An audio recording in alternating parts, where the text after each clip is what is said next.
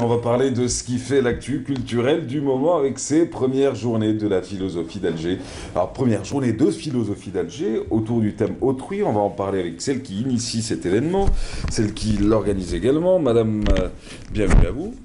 Bonjour Mahalas. Bienvenue Merci. sur notre plateau. Alors aujourd'hui, on va parler de vous en tant que, non pas qu'auteur, mais en tant qu'initiatrice de ces journées. Madame Raziqa Adnani, vous êtes alors écrivaine, philosophe. Vous avez donné plusieurs conférences à l'Université populaire de Caen en France sur la pensée musulmane. Vous êtes présidente et fondatrice des Journées internationales de philosophie d'Alger. Ça vous trotte dans la tête depuis combien de temps déjà? Les journées Oui. les journées de philosophie d'Alger, ça fait déjà une année. Oui. Oui. Pourquoi? Pour Qu'est-ce qui vous a donné envie surtout? donner une place à la philosophie dans la société algérienne. Donc, Alors, oui, allez-y. oui, je voulais que la philosophie ait une place au sein de la société algérienne et qu'elle participe au questionnement de l'individu. Voilà. Alors vous dites, je reprends un peu le livret de ce premier rendez-vous, dans le sens, et pour aller un peu dans le sens de ce que vous êtes en train de dire, parce que donner à la philosophie toute la place qu'elle mérite au sein de la société, lui reconnaître son rôle, celui d'être proche de l'individu et de ses questionnements, s'impose aujourd'hui plus que jamais. Notre mode de vie, les enjeux politiques, sociaux et économiques nous exposent à des questionnements profonds qui ne peuvent se passer des analyses que nous offre la philosophie. La philosophie est-elle assez présente dans la vie de la société algérienne? Algérienne. Je pense Particulièrement. que la philosophie n'est pas du tout présente au sein de la société algérienne. Donc, justement, le but de ces journées philosophiques est de leur donner une place au sein de la société algérienne. Qu'on parle de philosophie, qu'on parle de philosophes et qu'on parle des analyses philosophiques. Interview philosophie alors, à quel moment et comment se traduit la philosophie sur le terrain, dans la vie de tous les jours, dans la société? À quel moment? À quel moment et quand? La Je veux dire, à quel philosophie- moment vous vous direz, tiens, en fin de compte, la société dans laquelle on vit avec des notions de philosophie. La philosophie intervient dès qu'une question philosophique interpelle. Une question philosophique, c'est quoi? Toute question qui concerne la vie, qui concerne l'existence, qui concerne la société est une question philosophique. Donc dès que ce genre de questionnement interpelle l'Algérien ou l'être humain en général, la philosophie... Vous pensez qu'on ne se pose pas ce genre de questions ici? Je pense qu'on se pose ce genre de questions. On est interpellé quotidiennement par ce genre de questions. Mais je pense que la voix de la philosophie n'est pas assez présente pour participer à ces questionnements, justement. Et vous le dites d'ailleurs toujours dans ce même texte où vous annoncez votre événement que vous avez fondé et que vous présidez aujourd'hui, parce que la philosophie n'est pas seulement l'art de former des concepts, une telle définition présenterait la philosophie comme une discipline qui s'intéresserait plus aux idées qu'à la réalité, et cette image est l'une des raisons qui ont éloigné la philosophie du public. Vous pensez que quand on dit aujourd'hui arrête de philosopher, ça porte atteinte à la philosophie? En fait, dans ce passage-là, je réponds justement à certains philosophes qui disent qu'un philosophe est celui qui crée des concepts. Donc moi je pense que la philosophie évidemment a le droit de créer des concepts et elle crée des concepts, mais la philosophie ne peut pas se résumer à cela. Il faut aussi qu'elle participe à la vie, à la réalité, qu'elle participe à tous ces questionnements pour aider l'individu à mieux comprendre peut-être sa réalité et comprendre son existence. On va appeler l'interview philosophique contrecarré. C'est-à-dire on reprend le texte que vous avez écrit, vous l'expliquez. Parce que si la philosophie ne répond pas avec certitude à nos questions, en revanche, elle nous propose plusieurs voies, alors V-O-I-X, possibles en nous faisant admettre notre incapacité à atteindre la vérité absolue.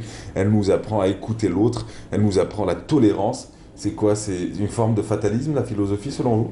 Non, pas du tout, au contraire. Puisque Oui. la philosophie, c'est elle-même qui reconnaît qu'elle ne donne pas des solutions absolues, des solutions finales aux questions, mais au contraire, elle donne plusieurs possibilités de réponse. Ouais. Et plusieurs possibilités de réponse, ça ne fait que comprendre qu'on est des êtres humains qui ne peuvent pas arriver donc à la vérité absolue, et de ce fait, on accepte la voix de l'autre, on accepte l'idée de l'autre et on apprend à être plus tolérant. Alors, la philosophie d'aujourd'hui, qui sont en fin de compte ces ambassadeurs dans le système éducatif algérien, dans le système universitaire de l'enseignement supérieur en Algérie, et puis dans la vie des Algériens, qui sont en fin de compte nos références en termes de philosophie? Alors, la philosophie existe au lycée, évidemment. C'est une matière que tous les élèves qui passent par la terminale connaissent la philosophie. Oui. Elle existe à l'université aussi, mais je pense qu'elle n'existe pas assez, elle n'est pas assez présente dans la société. Mais qui sont ces philosophes qui représentent aujourd'hui moi, je dirais que nous avons des professeurs de philosophie, mais est-ce que nous avons réellement des philosophes? Peut-être certains, mais ce n'est pas assez. La philosophie doit se manifester un peu plus que ça. Pourquoi autrui? C'est le thème que vous avez choisi d'ailleurs. Parce que nous vivons avec autrui, parce que chaque individu vit avec les autres et toute autre personne que nous-mêmes, c'est autrui.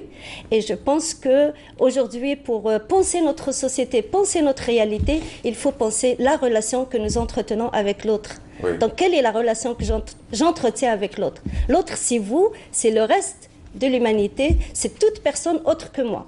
Donc, moi, je suis autrui par rapport à vous et vous êtes autrui par rapport à moi. Oui. Et il faut aujourd'hui qu'on pense un petit peu, qu'on repense un petit peu cette réalité que nous entretenons avec l'autre. Et je pense que c'est une urgence même.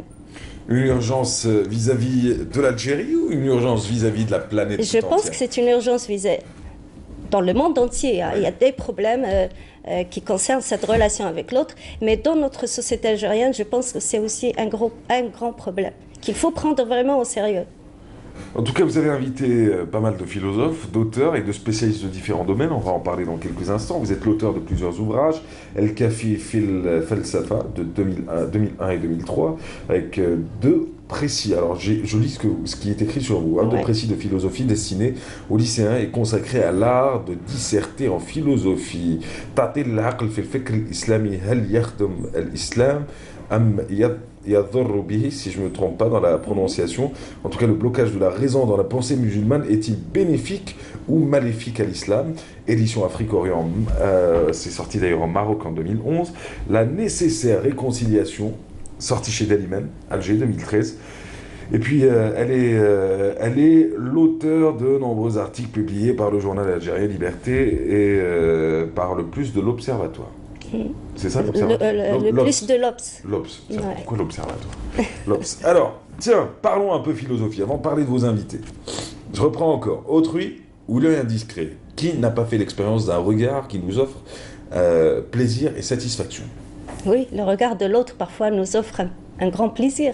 Sérieux? Ben oui. Dans la vie de tous les jours? Sans connaître l'autre? Peut-être sans connaître l'autre, oui. C'est quoi? C'est un regard admiratif, c'est un regard peut-être parfois d'amour, de compassion, de générosité. Oui, le regard de l'autre parfois est une source de plaisir. Avoir des notions en philosophie nous offre... Est-ce que cela nous offre une autre manière de voir la vie, d'entreprendre la vie, de voir les autres? La philosophie peut nous aider à voir autrement la vie, oui. Justement, ces journées philosophiques autour du thème autrui, c'est pour voir autrement l'autre. Oui. Le voir autrement, se questionner sur la manière de quelle relation j'entretiens avec l'autre et pourquoi cette relation est parfois si tendue. Est-ce que moi, j'ai quelque chose à avoir dans cette relation qui est tendue ou c'est l'autre qui est le responsable? Donc, c'est tous ces questionnements qu'on va aborder pendant ces journées. Raziqa Adnani, vous qui êtes présidente et fondatrice de ces journées internationales de philosophie d'Alger, sur quels critères s'est porté votre choix des différents intervenants et de vos compagnons, en fin de compte, dans cette aventure? Oui, évidemment, le choix, ces professeurs et ces chercheurs ont manifesté leur désir de participer à ces journées. Ouais. Donc, nous avons des professeurs de philosophie, des sociologues, et puisque la philosophie ne fait pas cavalier seul, hein. Ouais. Elle a besoin d'autres disciplines pour élargir le thème de ces premières journées de philosophie d'Alger.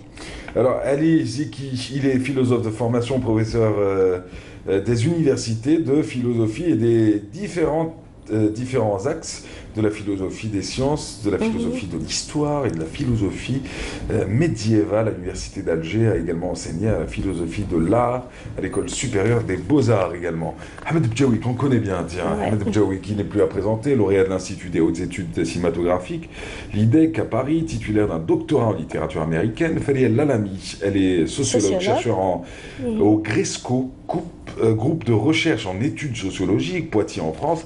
Et ils sont nombreux, hein. Vous avez invité Saïd Djabalkhir. Ouais. qu'on connaît bien d'ailleurs dans cette Ouais. émission, Leïla Tensi, mais aussi dans votre panel, on retrouve Mohamed Khdar Maoukal, Mohamed Moulfi et pas mal d'invités. Vous interviendrez sur quelle thématique? Sur autrui et l'œil indiscret. Et qu'est-ce qu'on retiendra de cette conférence, selon vous? Ben, on verra l'œil de l'autre, donc Oui. le regard de l'autre. Est-ce un regard de plaisir qui nous procure du plaisir et de la satisfaction, ou un regard qui peut-être peut causer des tensions, des souffrances, etc. En tout cas, ça se passe demain et après-demain au Palais de la Culture Moufdi Zakaria. Ouais. Palais de la Culture Moufdi Zakaria sur les hauteurs de Kouba. C'est le rendez-vous à ne pas manquer. D'ailleurs, il y a un site internet pour ceux qui voudraient en savoir un peu plus, www.journée-philosophique-alger.com. Les tirés, c'est les tirés du 6. Votre conférence, c'est à quelle heure, vous? L'après-midi, Votre intervention. demain après-midi. Demain après-midi. Ouais. Le rendez-vous à ne pas manquer. Sur Twitter, vous retrouverez dans quelques instants le résumé de toutes ces informations sur Mahrez Rabia ou sinon sur hashtag la matinale des aides. Qu'est-ce qu'on a oublié de poser comme question avant de vous laisser repartir? Je pense que ça va comme ça. Bah, vous pouvez inviter tout le monde à vous rejoindre. Oui, là, oui, évidemment. On invite tout le monde à nous rejoindre. Évidemment, c'est le but de ces journées. Merci à vous.